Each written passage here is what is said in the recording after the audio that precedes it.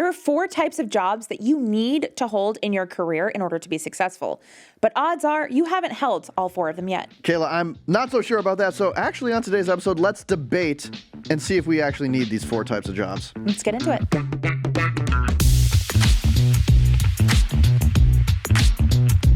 Kayla, I'm excited to debate the 4 types of jobs you should hold in your career. So we have 4 different types of jobs that we may or may not think you need in order to have a successful, happy, fulfilling career. Who doesn't want that?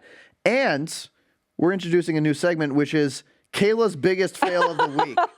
So it doesn't always have to be my fail. Well, yeah, we'll switch off, but I just don't fail ever. Right. So at the end, we're actually going to hear from Kayla her biggest fail of the week and how she responded to it. So I'm very excited for that. But first, let's get our debate hats on. Sure. I think you were in Model UN, so I'm a little scared to go toe-to-toe with you here. Model UN, Model Congress. Oh, yeah, I'm screwed. I'm screwed, folks. I did debate. Pray for me. So let's start with the first job you think you should have in your career. Take it away. Okay, so the first one that I think you should have, and I'm putting this first because I think you should have it as early as possible in your career, is prestige. Okay, so you're saying that not only is this a type of job you should have in your career, but you should have it first. As early as possible. Okay, say more. So I think getting a good name on your resume early is one of the most impactful things that you can do in your career. And I think it opens doors that the same experience at a less prestigious company would provide. Yeah. We like hyped this up as a debate, and now I'm going to be like, I totally agree. I think you get the name brand on the resume as soon as possible. Yeah. And I think there's this, like, I went to University of Minnesota. It's like, decent public school.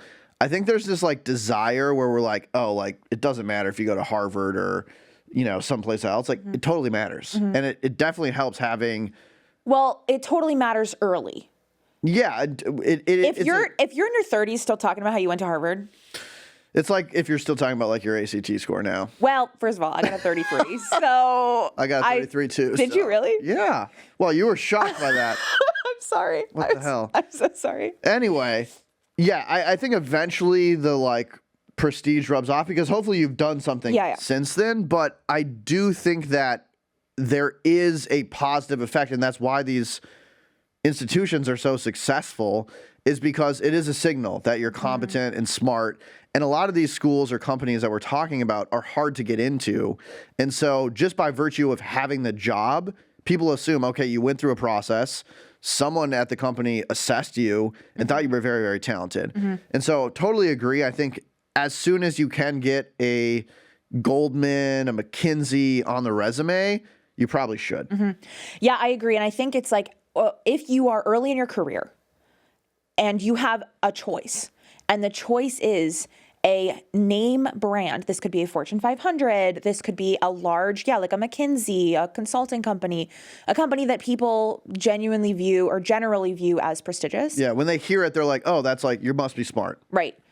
And a like similar job at a lesser known company. The only time I'm going to advocate for name brand is within the first 3 years of your career. I think that's when it's so important that I would say it doesn't matter about pay. It doesn't matter about where you're going to be living. It doesn't matter about any of that. Just like choose the name brand and then get the F out within 2 years. So if you were saying if you had not worked for a name brand for a while, say you're, 10, 15 years into your career, and you get the opportunity to go to a prestigious firm, that at that point it's not worth it, or you're thinking about other considerations more than the brand's reputation? I think it's not that it's not worth it. I think that you should evaluate it at face value versus early in your career, knowing that you don't have the experience, that if somebody's going to look at your, let's say you're 3 years into your career and you're trying to apply to new jobs, the recruiter's going to look at your resume and they're going to see only 3 years worth of experience. They're not going to, once you have 10 to 15 years of experience and you want that next job, you have more stuff to back it up. Yeah. You have experience, you have anecdotes, you have, like shit you can talk about. Yeah. When you're younger, they're looking more towards external signals that you are quote unquote good at your job, smart, effective. I'm not saying that it's guaranteed that you went to Harvard, you go to McKinsey, that you're good at your job or smart. In fact, I think there's probably a bunch of idiots that have done that. Yeah, can verify that.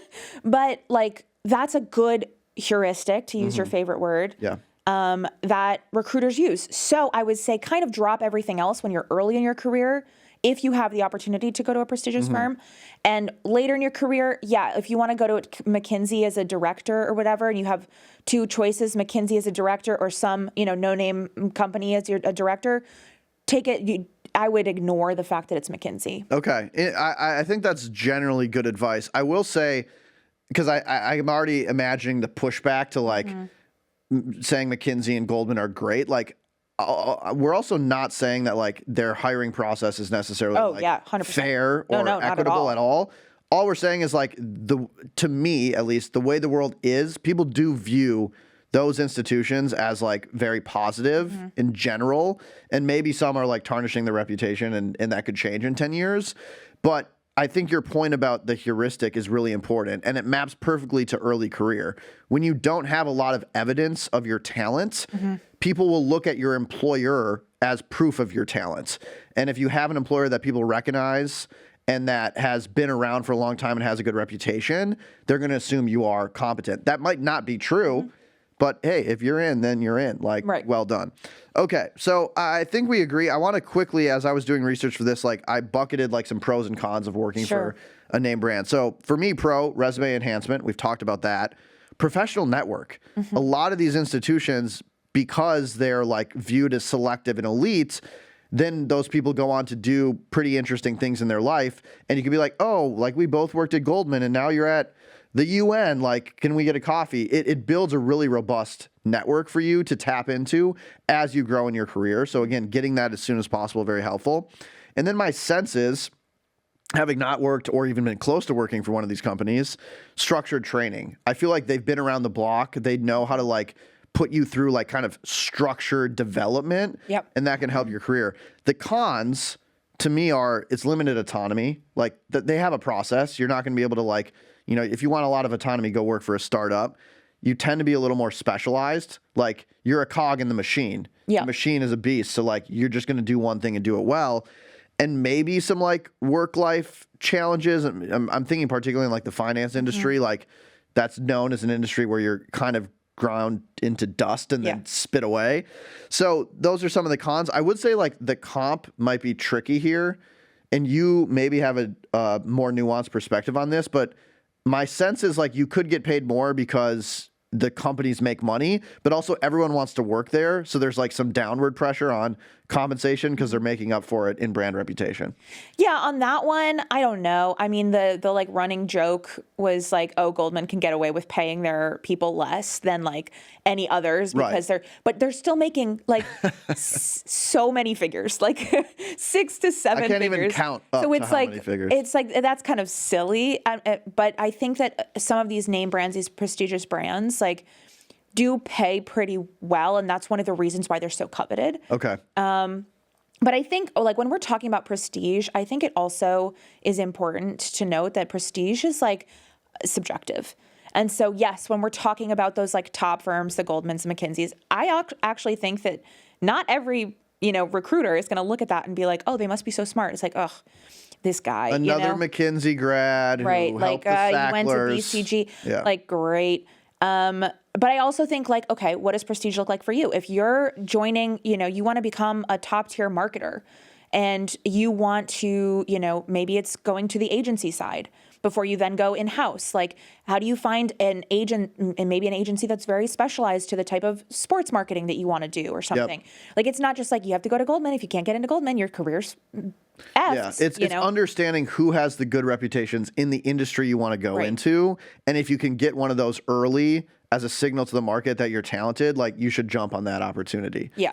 Do you think Morning Brew falls into prestigious name brand firm? It's a good question. Yes, I think so.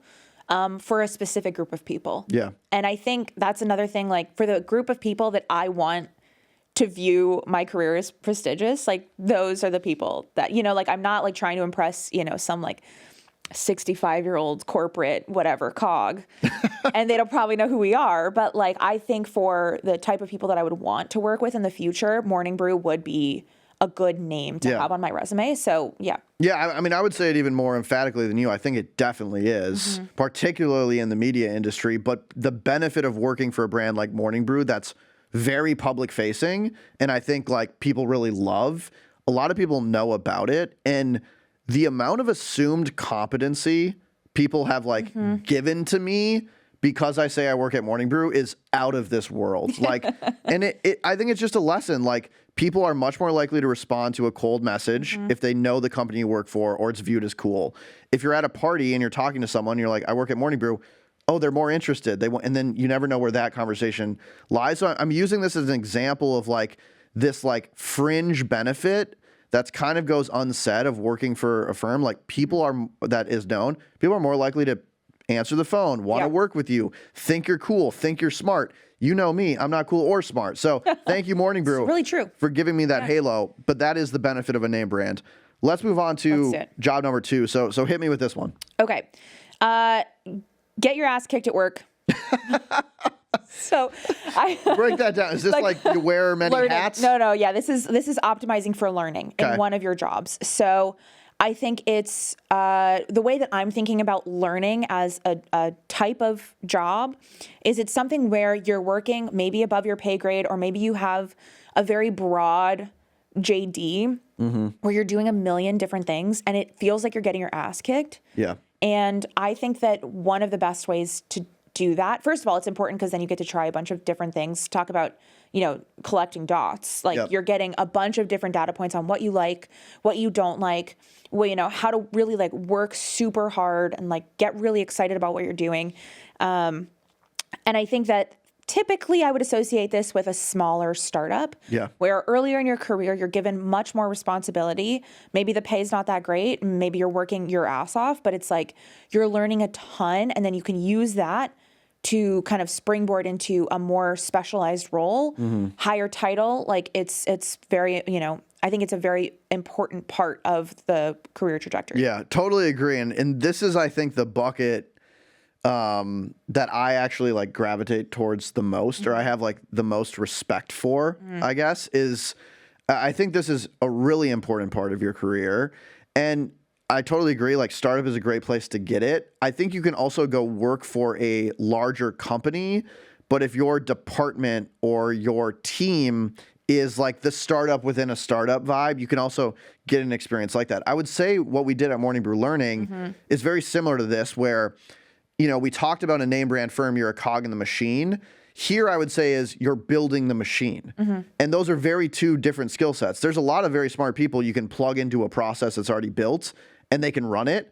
There's less people that can build a process from scratch and figure out what all the inputs are you need to do that. And that's what I think you're getting here. It's like, it's sink or swim. Like, there isn't something that's already built. You have to wear a ton of different hats. You have to build something from scratch. And a lot of people that I look up to, that I meet, that are like older than me, like having a really great career, you ask them, what was the most impactful moment in your career? And they're like, I worked for this company where like I was HR and finance and operations because there was no one that could do it. And I just had to figure it out. Like, there's always that phrase, I just had to figure it out. And I think if you can put yourself in a position to do that, you learn so much, and it's so valuable for the rest of your career. So do you think that the only times that you can kind of get that learning, that like, build a plane while it's flying type, is in a startup within a startup, or a startup? Like, do you think there's opportunities at larger companies that aren't like you're building an entire project? I think there are. Like, I would never say like point blank, there's no way. But just for me thinking about it, if you come to an established company, process is already in place. Like, you're not going to walk into Goldman and they're like, we don't even have an HR department. Right. Oh, finance? What's that? Like, all this stuff's built out. So really what you're doing is maintaining a process, optimizing a process. Now, there are the rare cases where you're like, oh my God, I had a brilliant idea. We should do something we've never done before, but it's less quick. And I think you wear less hats because there's already firepower to help you do that. And there's so much bureaucracy in order to get that done. So I think, yeah, it's not impossible, but you're going to have a lot easier of a time wearing a lot of hats at a startup where like you just have to. So maybe the way to reframe this is like not optimizing for learning, but optimizing for like flexibility. Yeah. So we have work at a name brand, then quit that after 2 years, please. Quit that after 2 years, and then go into a startup. Do a little like smaller company where you have to like be working really hard on stuff that you don't know what you're doing. Yeah. You're given more responsibility than you maybe deserve. And I say that with air quotes, like, I don't know, like maybe your experience wouldn't allow you to do that at a bigger company. Yeah. Well, I would say everything you get at the startup is deserved by like the success of the previous project you did. And I know many people who they start as like, you know, the first 1 or 2 or 3 hires, and they're like, hey, like build our CRM. They do a great job. And then they're like, oh shit, okay, now we need like HR, like go build those processes. Right. Then they go do that. And then all of a sudden, like, you know, the company grows, there's 50 employees, and this person has worked across 6 different departments and kind of built them from the ground up. And you're like, holy shit, like that's very impressive. You've learned a ton. So I think it's like, it's deserved based on actual performance, which I think is very important. And some of the name brand stuff, it's like, no matter how good you are at Goldman or how good you are at McKinsey, when you go to apply, people just hear McKinsey and they go, oh, you must be smart. When you go to apply and you've worked at a startup before that no one's heard of, they're like, what the hell is this AI dog care? Like, I don't give a shit about that. You have to prove what you did. Right. But in this case, if you've done it successfully, you can. You're like, yeah, I was employee number 3. I built ops, HR, and finance from scratch. Like, you give me a problem, I'm going to fix it. What I think this teaches you that you're not going to get at some place where you don't need to learn this is agency and like permissionlessness. You work with some people and it's like they will do what's told and they will follow the process. But the second they need to invent something new or the second they need to build a process from scratch, they have no clue what they're doing. That's what this teaches you. It's like, just you have to figure it out, so go do it. And I think agency and flexing that muscle is the most important skill you can learn in your career. And we'll be right back after this. Okay, back to the show. Yeah, well, okay, I see that, I guess. I think agency is the most important skill, provided that you're working in a company that rewards agency. Yeah, I suppose if you are working at a bureaucracy that doesn't like that, then you might be screwed. Right. But I guess I do mostly agree with that. I also think like this is a really good opportunity for you to realize what you do and don't like. And I think if you're working at a small company, when you are a little bit younger, you don't really have all of those experiences, you don't really know what you love, this is a great opportunity to figure it out. You know, like for example, Morning Brew Learning, when I went in, I was lead editor. And I was like, yeah, I mean, I've been editing for 3 years. I like don't really know like what to do next. Yeah. So I was able to work through this. I knew I wanted to do something content related. And I was not just editing, obviously. I was like creating all these programs. Yeah. And then you were editing, but you were editing your own work. Yeah, it was a little like, ugh. And so I was able to do so much different stuff. And it wasn't just content. Ultimately, we were creating, you know, programs, and we were fighting over quizzes and whether or not they should be mandatory or whatever. Yeah. Like there was so much other stuff, but it was all contained within that like content bucket that I thought was very useful. So I was like, I know I want to do content, but like I don't know what. And that just like threw me into the fire. Like you have to do all this stuff. So I do highly recommend it. But again, I think that's not something that you can do forever. Yeah. I think eventually the company grows if you're doing it right, and people have to specialize. So I think there's this benefit of choosing that role and then knowing when to step out of that. Like if you want to be the head of all things at a startup for 15 years, it's just like not going to happen. Yeah, I agree. I mean, yeah, you're spot on. As a company grows, you tend to get less generalists and more specialists. I would say there are some roles that generalists can do quite well, which is maybe a whole separate podcast, but like take like a chief of staff role, like you're across a broad variety of different departments, whereas like that's probably where you can end up going if you like that type of work. The one thing I will say, one of my favorite interview questions when you're looking to hire someone is, tell me about a time you did a project either at work or on your own that no one told you to do. And to me, that question is I'm teasing out that agency thing. And so I'd also say, like, if you're someone who really wants to develop that muscle, but you don't want to go work for a startup, or you're not in a position where you can work for a startup, this can also just be accomplished by a side hustle or by a project you start on your own. Like, I have started my own things, and I've learned so much from those experiences that I was able then to bring back to my previous job. So you don't have to wait around for a startup. You couldn't do this by yourself. Okay, that's job number 2. Any final comments on that one? Nope. Okay, should we hit me with job number 3 then? All right. Good team. A good team? Yeah. Why do you say that? Good team that you like. Because I think that work sucks. Most of the time. That's the viral clip of the episode. Sorry. Work sucks, right? And like it can be fun, it can be interesting, it can be challenging, but you're not like just doing it for the love of the game. Most cases, like they're paying you to do a job, and it's not always going to be pleasant. And I think that like having a team around you that you really enjoy working with is such a game changer, because it, speaking personally, has completely shifted my expectations for what work can be. Like, I've worked at places where I'm like learning a lot, but I'm exhausted, and like interacting with people is draining. Yeah. And then I've worked at places where like the work is fine and it's like interesting, but like, you know what the day is going to be like, and the team is amazing. And it's just like, I would work there forever, you know, like I love working with a team where everyone's smart, everyone's pushing each other, and it's just like fun to work there. Yeah. Like, why would you settle for anything less? So anyways, I think that's an important one to have, I'd say, within the first 6 years of your career. Yeah, I agree, mainly because I've worked with people who they join a good team and then they're like, oh, work can feel like this? Right.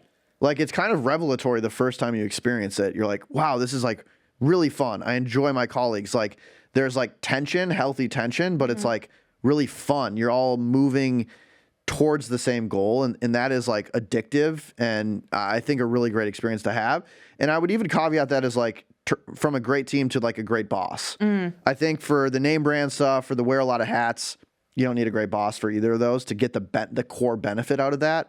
I think working for a boss you love and you're learning a lot from is another thing that you should have in your career. And I look back on like lessons I've taken and like my approach to work. So much of it is influenced by great bosses I've had, and I still think about them all the time. And so I think that's the one caveat I would add here. Good team / good boss, definitely important to have at some point in your career. And again, the earlier the better. Yeah, but I agree on the great boss, but I think that actually should be a fifth thing. Like, okay. I think that the great team is great because it's like, and when I say great, I actually think it doesn't mean that you're friends with everyone. I have had experiences where I've been very close with every single person on the team, and it has been just like fantastic. Yeah. But I think that's a different thing. You're optimizing for a different thing.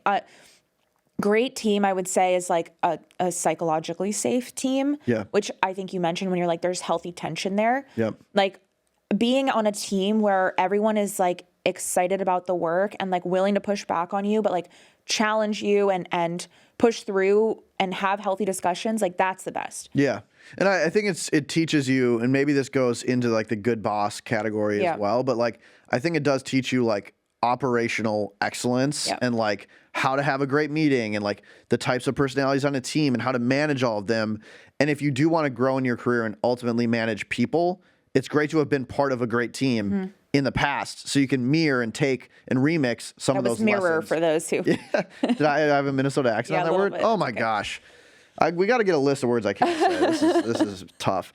So that's number 3. Yeah. There's one left. What is that one? Working in a way that you feel passionate about. Oh. Wow, I really butchered that one. Being passionate about your work. Yeah, you like use like 18 non-action verbs. Passionate about work. Yeah. So like, this is work that you're just like, I love doing this. I love the output of this. Like, I'm making a difference. Is that what we're talking about here? I think making a difference is a little bit too rosy. Okay. I think that, yes, I would encourage everyone to feel like, oh, wow, I'm like doing good in the world. I don't think that it's doing good I don't think it's like something that every single person needs in their career in order to be successful in their careers. We talked about this actually at length about in the morality episode. Yeah. Where we talked about like, should you work at a company that agrees with your morals? But I do think like feeling like the work you're doing is helpful, is achieving something that you feel proud of. That is very important. I think it's a separate thing to be like, oh, I'm like working at a nonprofit or I'm doing something good. But what do you think? Well, I would say when I hear passion or like you're passionate about the work, I think that it's possible to have passion in all three of the previous categories we've discussed.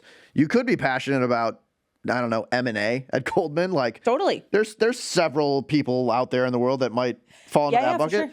You could be passionate about the job where you may wear many hats. You could be passionate about the good team. Like to me, passion is something that you should have, or like why are you doing the job? And it's not that easy. It's wrong. But I do think that at the end of the day, like the person that cares more about the job and feels more connected to it will do a better job. So I would hope that you're able to find passion in whatever you're doing. I would say that the fourth bucket to me is working for a nonprofit or working in a civic-minded way or working for a service organization. And I am biased because I did AmeriCorps my first 2 years out of college. But I do think that grounds you in a way. And like, there's a whole debate about the equities of going, we could talk about that because like, yeah, if you need a lot of money right away, AmeriCorps pays you shit. So like there is a gap in who can actually go do AmeriCorps. Putting that to the side, I think it's just really grounding to like have an experience where you're not fucking worried about like shareholder value. You're actually just like working in the community. And I think you like it keeps you grounded the rest of your career. And I think I've met a lot of people who have just like worked in tech for their whole career. Yeah. And there's like a piece of them that I'm like, you do realize this is kind of all bullshit, right?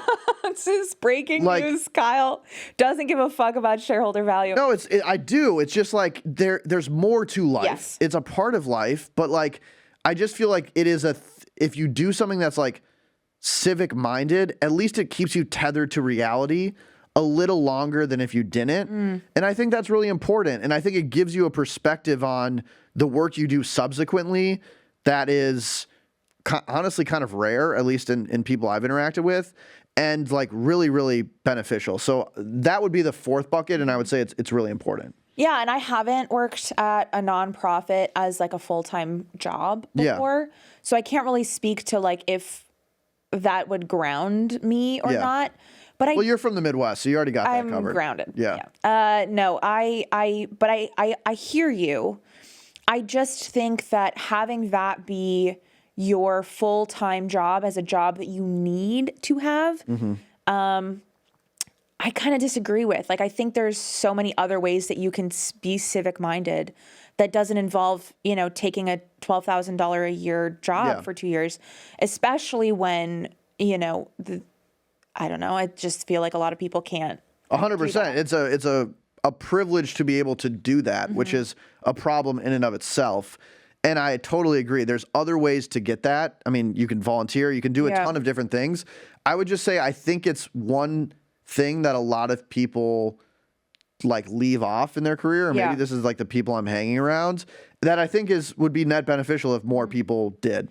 Yeah, I think the thing I still believe that being passionate about your job is like an important fourth bucket. Yeah. But I like this little like asterisk of like being civic minded, working in something that's not like the end goal is profit. I think is a healthy reminder that this is like there's other things that matter, especially given the current climate. Exactly.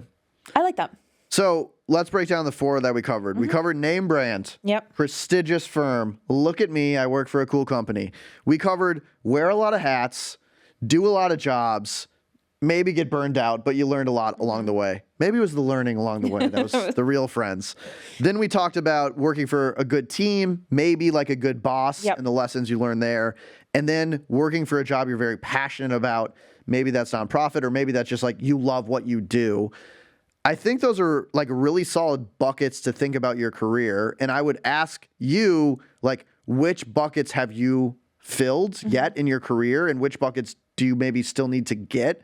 The last thing I want to end on, though, Kayla, and get your perspective on is sequencing. So, like, are you saying that this is the order you should get them in? Like, first work for a name brand, then do a job you wear a lot of hats, then work for a good team, and then end your career doing something you're passionate about, you're 60 and you're chilling? I said it out loud. That actually sounds pretty great. It actually sounds pretty great. But I think the way that I would say it in terms of sequencing is optimize for name brand first, then optimize for learning. And then you have the luxury of choosing a good team and choosing something that you're passionate about, because you've kind of front loaded the medicine first. Yeah. You know, you have that name brand on your resume, so you can kind of get at least the door open in a lot of places. You've worked a lot, you have a lot of different jobs and experiences with that, like many hats. So you know what you like and you know what you're good at.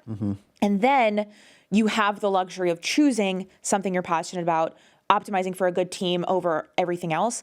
I don't think that it means that you have to choose these two things like last. Yep. I think you can still optimize for them within the beginning of your career. But I think it's like, yeah, I would prioritize. If I was restarting over, I would kind of do exactly the same thing that I did, which was name brand, and then like another name brand on the shit. Which is like, I really didn't like the work, but I was going for the name brands, and then allowed myself to kind of find jobs that fit the other two. I'm not saying I went straight. I went name brand, good team, learning. And I was passionate about and then podcast. And then podcast. Yeah. That's none of the these sixth things. bucket. Yeah, I think overall, I agree with your logic. I would say that, you know, careers are messy and like it's not always going to go like that. And if you're like, you know, happy in your career and you feel like, oh, but I never worked for a name brand, like that's also fine. okay. Yeah. And the other caveat I would say is every job is not just one of these things. Like you could have a job that is a name brand, but you're also potentially like with a really great team and you're passionate about it. Yeah. You could have a job where you're wearing many hats and you're doing something you love. So there's ways to check these boxes just by having one job that I think is important. But overall, I think thinking about the cadence and the dominoes that would fall based on doing one of these things first is really healthy. So I like that. Now, Kayla, this is the favorite part of my show. My favorite part of the show. Talking about your biggest work failure. We teased it at the beginning. Yep. Now the people want to hear it. So what did you fail at this week? New segment we're calling Kayla's Work Fail of the Week. Luckily, this won't be every week because I very rarely I know fail. people are shocked. People don't know what you're going to say because they think you're perfect. It's so true. The people keep emailing me and they're like, gosh, Kayla, you're so perfect. You've never admitted any failures on live, whatever, podcasting. So here's mine. Okay. I like Inbox Zero. I love Inbox Zero. And for the past few weeks, I have not been achieving Inbox Zero because of 3 goddamn emails that have been at the bottom of my list. I use my unreads as a to-do list. I have to respond to these 3 emails. Yeah. And for 2 weeks, so this is actually Kayla's work fail of the last 2 weeks, I have been staring at these 3. I have never gotten to Inbox Zero. I have had Inbox Unread 3 at least for 2 weeks. And then yesterday I decided to just do it. I opened those 3 emails. I only needed to respond to one. I thought I was going to have to do a lot of work related to all 3 of them. I only needed to respond to one, and it took me 16 minutes to complete. Wow. So, that is, my math might be a little off, but that's like 5 minutes per email. Basically, it was less. It was one was like 10 minutes. Yeah. Because I had to do some research and respond really quickly. Yeah. I was so annoyed with myself. What a fail. You know, as failures go, that one seems pretty chill. It's true. I didn't press the nuke button or something. And I would say the lesson is, this is so obvious and happens to us all. You think a project's going to be so much more time, you just don't start. And then when you actually start, you're like, that took 10 minutes. So. And I was thinking about it every single day for 2 weeks. Yeah, so if you have an email you haven't responded to, open it up. It's only going to take 10 minutes. And then close it. Open up a new email and tell us about it at permylastemail@morningbrew.com. Did you see that plug, folks? It's so good. You have to reward us. Please send us an email I just forgot the name of our show. Per my last email at morningbrew.com. Please send us in Let us know what you thought about this episode. Yes. Let us know about your work fails of the week. Maybe we'll feature some. Yes, that would be quite fun. That's actually fun. I like that idea a lot. It's a great idea. So send us in. Thanks for listening, and let's roll the credits. Do it. Our producer is Michaela Heck. Our technical director is Uchenna Bogu. Lance Holt is our senior manager of content engagement. And our president is Devin Emery. This show is a production of Morning Brew. Thanks for listening, and we'll see you next week. Later, y'all.